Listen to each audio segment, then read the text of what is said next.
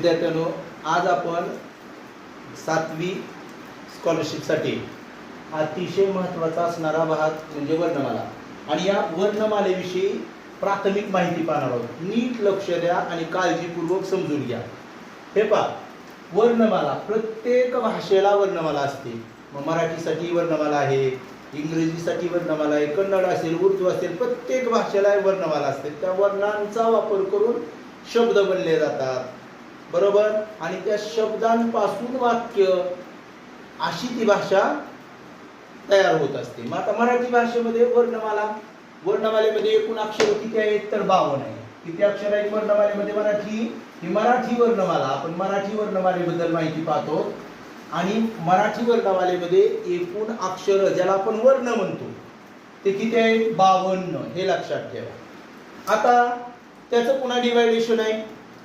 एकूण वर्णामध्ये काही स्वर आहेत, काही व्यंजन आहेत, स्वरादी आहेत आणि संयुक्त व्यंजन आहे.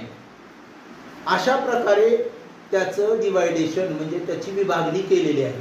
आता त्याच्यामध्ये बघा, स्वर आहेत 14, एकूण वर्ण आहेत 52, त्यापैकी स्वर आहेत 14. आता ते स्वर कशाला म्हणायचं पहा, तर ज्या वर्णमालेतील बघा ज्या वर्णांचा उच्चार स्वतंत्र होतो, स्वतंत्र म्हणजे त्याला दुसऱ्याची मदत घ्यावी, उच्चारासाठी इतराची मदत घ्यावी लागत नाही, स्वतंत्र उच्चार होतो, ते सर्व काय आहेत? स्वर. आणि स्वरांची संख्या आहे 14.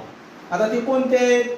अ, आ, ई, ई, उ, ऊ, रू, लू, ए, ऐ, ओ, औ. हे एकूण झाले 14. किती? 14. आता नीट पहा, आपण जर पूर्वी जर तुम्ही एखादं जुनं पुस्तक पाहिलं तर त्याच्यामध्ये आपल्याला 12 स्वर असल्याचं जाणवेल. किती स्वर होते अगोदर? 12 स्वर होते बाळांनो, 12. परंतु नवीन आधुनिक स्वरांचा समावेश आपल्या या वर्णमालेमध्ये झालेला आहे. त्या 2 स्वरांचा, ते कोणते 2 स्वर आहेत? हे दोन्ही मिळून 14 झाले. आता हे 2 स्वर कोणते आहेत तर बघा, पूर्वी अ आणि अ यांचा वर्णमालेमध्ये स्वर म्हणून समावेश नव्हता. परंतु आता मात्र अ आणि अ हे 2 नवीन स्वर आपल्या वर्णमालेमध्ये समाविष्ट झाल्यामुळे एकूण स्वर झाले 14. लक्षात राहील. बघा, पहिली गोष्ट अक्षर किंवा वर्ण 52, त्यापैकी 14 स्वर कोणते? आत्ताच आपण पाहिले. त्यानंतर 2 आहेत स्वरादी. हे बघा, यांच्या उच्चारासाठी स्वराचा उपयोग होतो. स्वर आदी, अगोदर सुरुवातीला स्वर येतात. हे बघा, ते कोणते आहेत? अनुस्वार आहे.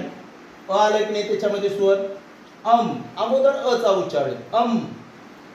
आणि अहा त्याला आपण विसर्ग म्हणतो. विसर्ग.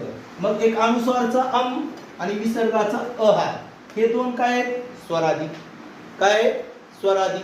म्हणजे पहा, तुमच्या लक्षात आलं, स्वर 14, स्वरादी 2, 16 झाले आपले एकूण अक्षर इथपर्यंत. त्यानंतर आपण पाहूया व्यंजन. आता व्यंजने किती आहेत तर 34. हे बघा, मी तुम्हाला सांगितलं व्यंजन 36 सुद्धा दिलेले असतील काही ठिकाणी. का?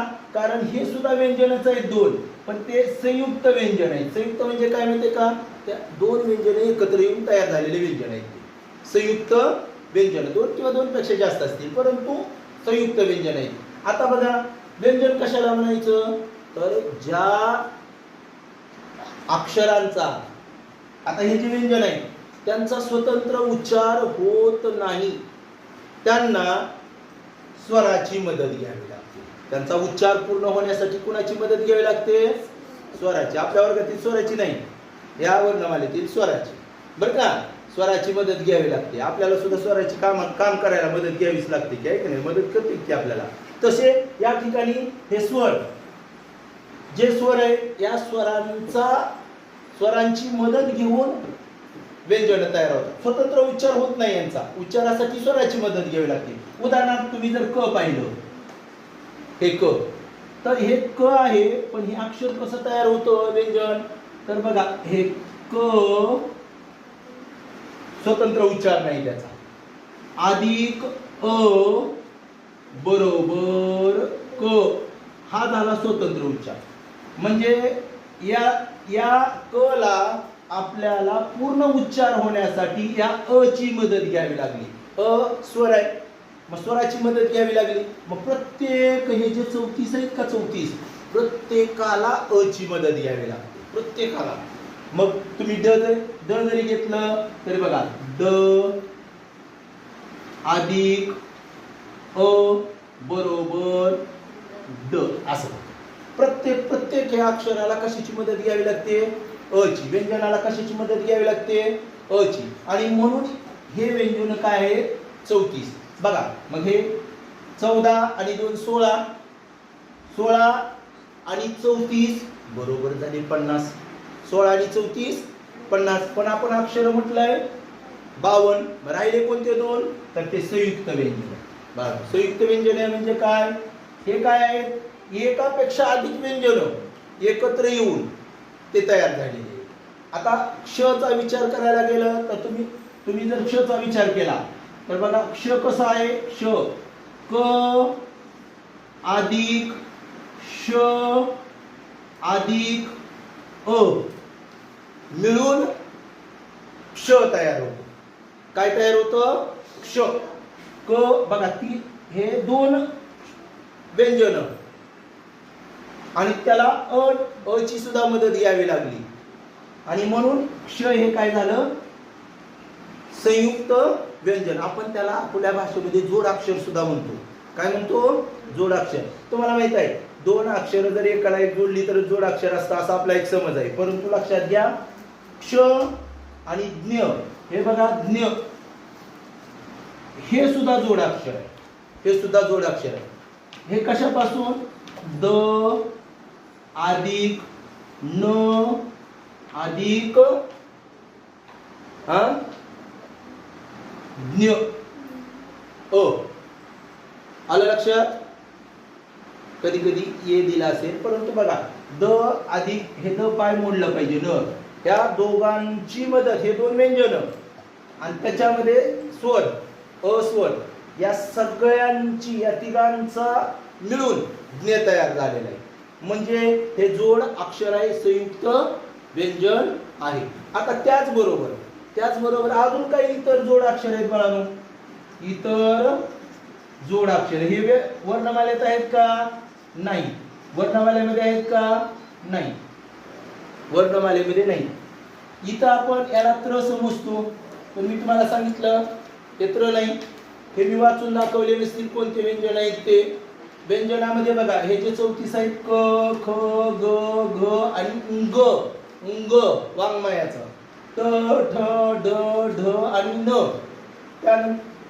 त्याच्या आधी राहिली एक ओळ च छ ज झ आणि न, त ठ ड ढ न, त थ द ध न, प फ ब भ म, य र ल व श, श स ह ळ.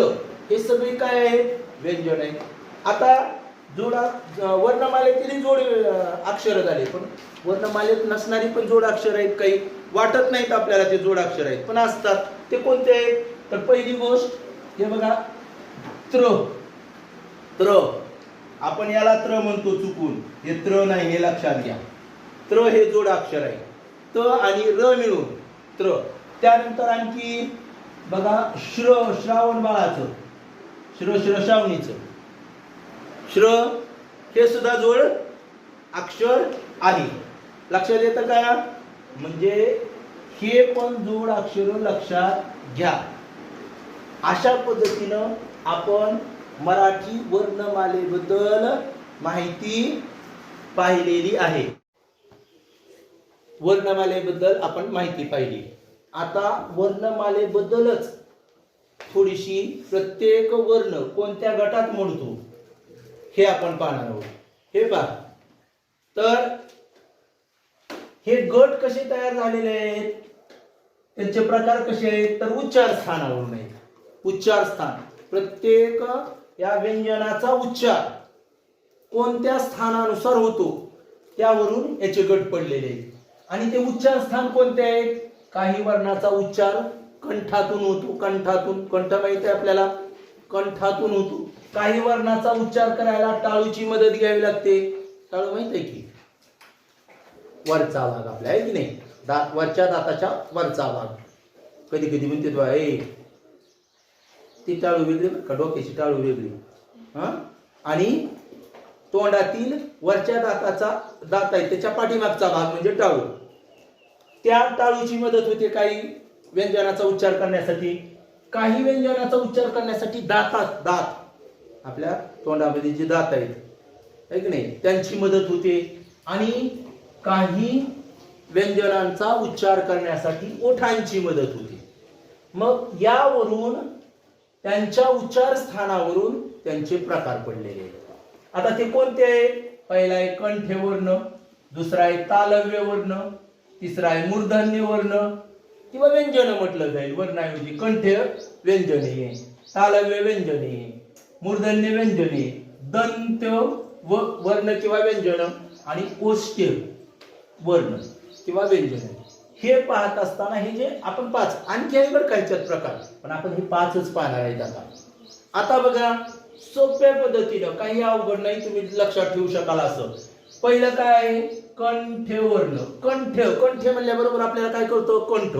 आपला अवयव कोणता, कंठ हा अवयव. आणि या कंठ वर्णांचा किंवा कंठ व्यंजनाचा उच्चार करण्यासाठी उच्चार स्थानी कंठ असतो, कंठातून त्याचा उच्चार येतो. मग कोणते आहेत हे, क, ख, ग, घ आणि ंग वाङ्मयाचं, ऐक नाही. हे कसले आहेत, कंठे. बघा, आणि हा गट कोणता आहे बघा, क गट. हे बघा क गट, हा क गट, हा क गट. म्हणून तर आपण इथं व्यंजन लिहिलेले आहेत ना. हा कोणता आहे, क गट. क गट हा काय, कंठ्य. किती सोपं लक्षात राहील आपल्याला, क कंठ्य, क कंठ्य, क चा गट कंठ्य, कंठ्य वर्ण, कंठ्य व्यंजने. आता दुसरा जो भाग आहे आपला बाळांनो, तालव्य. तालव्य वर्ण, त्याचा गट काय, च, आणि उच्चार स्थान काय, टाळू, आपल्या वरच्या दाताचा वरचा भाग. टाळूला आपल्या, हे बघा, सगळ्या वर्णांचा उच्चार करण्यासाठी आपला कोणता महत्वाचा आहे, जीभ. बरोबर आहे की नाही. मग जीभ नसेल तर माणूस, किंवा ज्याची व्यवस्थित जीभ नाही, काही लेकर बोबडे बोलतात, तोत्रे बोलतात, काही जणांना बोलताच येत नाही, आहे की नाही, कारण त्यांच्या जिभेमध्ये, जीभ या अवयवामध्ये काहीतरी दोष असतो. बरोबर आहे की नाही. मग ह्या जिभेने उच्चार करतो आपण. मग जीभ कुठं लागते, या व्यंजनाचा उच्चार करताना टाळूला लागते आपल्या. मग कोणते आहेत ते, तर च. बघा, च गटातले हा दुसरा गट. कोणता गट आहे, च गट. आणि च गट काय, तालव्य वर्ण आहेत. कसले वर्ण आहेत, तालव्य. च गटातील बघा कोणते, च, छ, ज, झ आणि न. त्याचा उच्चार वेगळा होतो बरं का, वर टाळूला, न, न. आलं लक्षात. आता त्यानंतर आपला तिसरा गट आहे मूर्धन्य वर्ण. मूर्धन्य वर्ण. आता मूर्धन्य म्हणजे काय माहितीये का, तर टाळूच्या मागचा भाग, दातासारखा काहीतरी थोडस आपल्याला वाटतं बघा, खडबुड भाग आहे की नाही, ते मूर्धन्य, टाळूच्या मागचा भाग थोडासा. आणि मग इथं मूर्धन्य वर्णासाठी कोणता गट आहे, ट गट. आणि त्याचं उच्चार स्थान काय, टाळूच्या मागचा भाग. आता ट गट कोणता आहे आपला, इथं जर बघायला गेलो तर बघा, ट चा गट हा तिसरा गट. ट गट कशाचा आहे, तर तालव्य. तालव्य. आता ट गटामध्ये कोणकोणती व्यंजन आहेत बाळांनो, त, थ, ड, ध, न. हे बघा, इथं पण काय आलं, त, ठ, ड, ध, न. आणि इथं मात्र आणखी 3 व्यंजन वाढलेले. कोणकोणते, मूर्धन्यमध्ये र चा पण उच्चार करून बघा, र वरच्या बाजूला जीभ लागते आपली. नंतर श, आणि पण बघा टाळूच्या मागच्या तिथं जीभ लागल्याशिवाय आपण उच्चार करू शकत नाही. आलं लक्षात? तालवेला काय बघा, हे बघा मूर्धन्याला काय बघा, मूर्धन्याचं आपण पाहत असताना मूर्धन्य पाहत असताना बघा, हे मूर्धन्याचा गट कोणता आहे आपला? ट गट.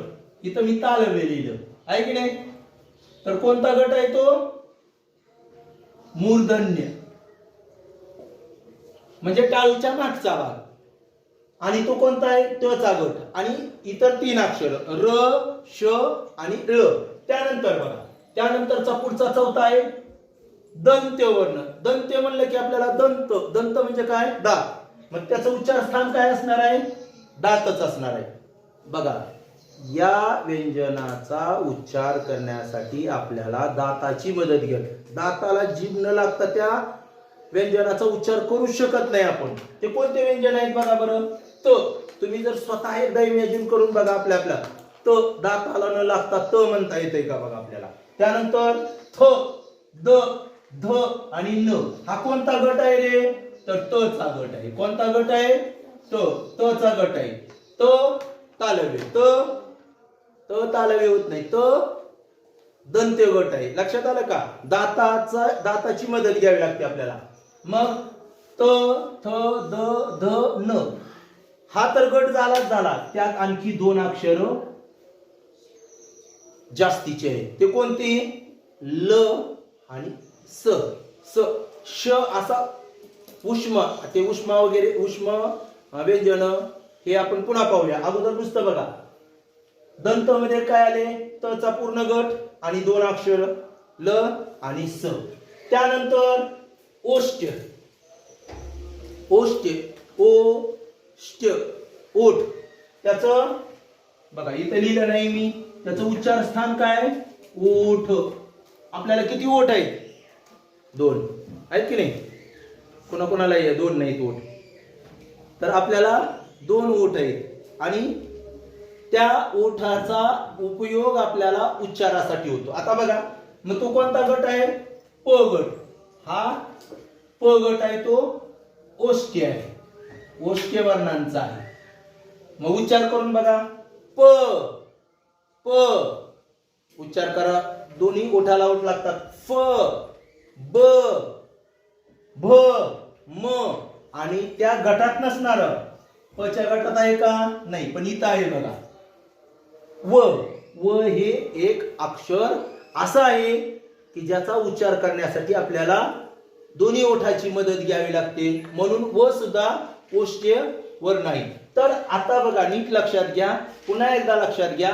कंठ्यवर्ण क गट आहे आणि कंठ उच्चार स्थान आहे. तालव्य वर्ण च गट आहे आणि टाळू हे उच्चार स्थान आहे. तिसरं मूर्धन्य वर्ण त गट आहे आणि टाळूच्या मागचा भाग हे उच्चार स्थान आहे. दंत्य वर्ण त गट आहे आणि दात हे उच्चार स्थान. दाताला स्पर्श जिभेचा होतो आणि त्यांचा उच्चार होतो. आणि ओष्ठ्य वर्ण जे प गट आहे त्याच्यामध्ये एक्स्ट्रा व अक्षर असलं तरी प गट आणि व अक्षर आणि उच्चार स्थान ओठ, अशा त्याच्यामध्ये हे अक्षर आहे. मग अशा पद्धतीनं तुम्हाला या उच्चार स्थानावरून आपल्या व्यंजनाचे पडणारे जे प्रकार आहेत, हे मी 5 प्रकार घेतले, ते तुम्हाला समजले असतील. थोडंसं काळजीपूर्वक कायमस्वरूपी लक्षात ठेवा.